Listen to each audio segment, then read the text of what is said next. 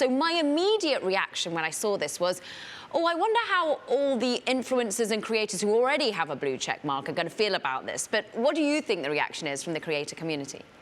Well, as I understand it, they're not going to lose it, and they don't have to pay for it if they already have it. So I think that they're fine with it right now. But I think in general, the thing that what people aren't really focusing on as much is what you're going to get for that subscription, other than the blue check mark, which is customer service. And I can tell you that this is a huge issue, even if you're a managed partner at Facebook or Instagram. Just the level of sort of transparency and how you get things fixed is incredibly difficult. And I think this is a huge opportunity because you're getting some customer service and a live chat. There's never been that opportunity before. So for creators and otherwise, I actually think this is a huge opportunity at not a huge price point.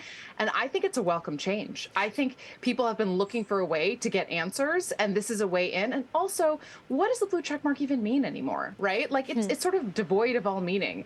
Certainly when I was there, the criteria for getting one was ever evolving. As you know, when I got there, you had to be on very specific kind of databases like an IMDb or a Wikipedia, and there were no YouTubers on Wikipedia at the time. So we had to expand that. So it's ever evolving. And honestly, I feel like, again, it's sort of lost all meaning. So I feel like this now gives me something very tangible for that. And I for one, like it. I'm really happy for it. And I think it will be a welcome change. So it gives something to the creator. What about the content consumer?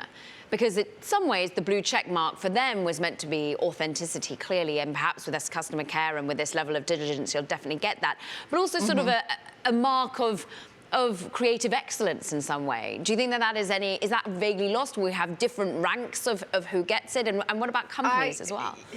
I don't think that it has. I think it has meant everything and nothing for so long. I think if you look at the people, and this was even when I was there, and I haven't been there for several years, some people that got it and did it, there was no rhyme or reason for it. You'd have people with like huge followings that couldn't get verified, and then those without big followings could. It just didn't really make any sense. So for me, and then of course all the platforms kind of did their version of it, and it meant something / nothing for them. So I don't know. I think this gives me some real meaning. And I think that generally speaking, across social, we should be focused on verified profiles, and I think everybody's talking about bots. Well, how do you get rid of that? This is a way to get rid of that. You verify your identity. And I also want to speak to for a while now, Facebook, if you get hacked or something, they're asking for a government issued ID. And a lot of folks have been very wary to give Facebook that, information for obvious reasons. But for some reason, when you put sort of a little bit of friction and a paywall in front of it and then require a government ID, I think that people are going to be more willing to work with Facebook as a platform.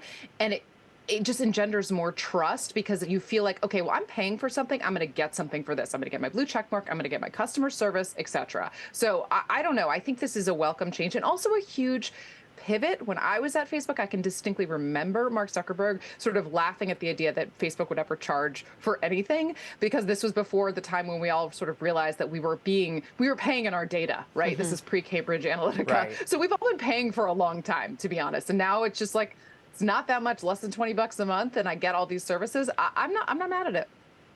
Lauren, let's jump in then to timing. You were at Facebook, as it was then known, 2014 to 2019.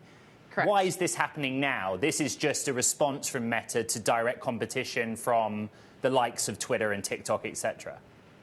I mean, I think there's several reasons, right? Like, I think they think there's the bot issue that they're trying to focus on, verifying identity, and they're figuring out a way to do that. And I think this is really a response to and almost acknowledging the fact that we have been paying for these services with our personal data. So now this is another way to do it. And this is also something they've been trying to solve for a long time in terms of propping up some sort of customer service. So I think there's a lot of things going on and the reasons behind this. And I will also say that I don't see this as a huge cash cow for Facebook. Like, I don't imagine this as some huge, certainly not for quite a while. So I don't think that that's the reason behind it. I think that they know that they are trying to get back in the good graces of folks. And I think that this is a way of them being able to provide tangible services and people can see an actual benefit from it.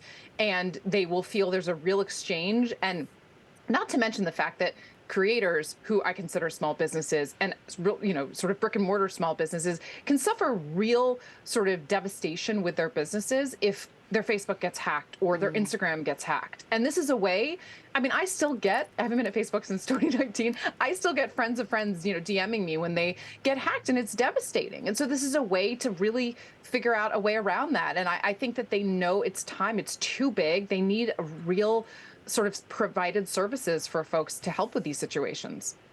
On your point on the sort of sales boost, Bloomberg intelligence analysts put out a note earlier saying that it could add $2 to $3 billion annually in sales. But actually, in the grand scheme of things, as you say, that's not a great deal. Focus on the creators then. I mean, it's huge for me, but not huge, right? But we started this segment, though, Lauren, talking about how YouTube has the creators, TikTok has the creators. Historically, Meta is not. How do they get them on board?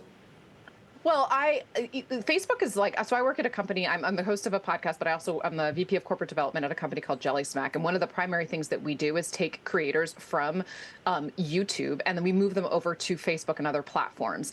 There's actually a huge creator community on Facebook. It's just a little bit under the radar, and it's frankly just not as cool as other platforms, but there's real creators making real money on that platform today. So I think it wants to be known, to your point, more as like a place where creators kind of start their careers. It's not that yet. So I think this is one way to potentially help creators get in and understand why they should, because they'll be able to get sort of services from Facebook. But I don't know that this is going to be, I think it's more going to be if you're already on Facebook. I don't know this is going to be a way for that creators are going to sort of flock to the platform as a result of this, because verification is going to mean something very different now. It's just going to be verifying your identity. But I think it's going to be, I don't know, I think it's going to be adopted widely.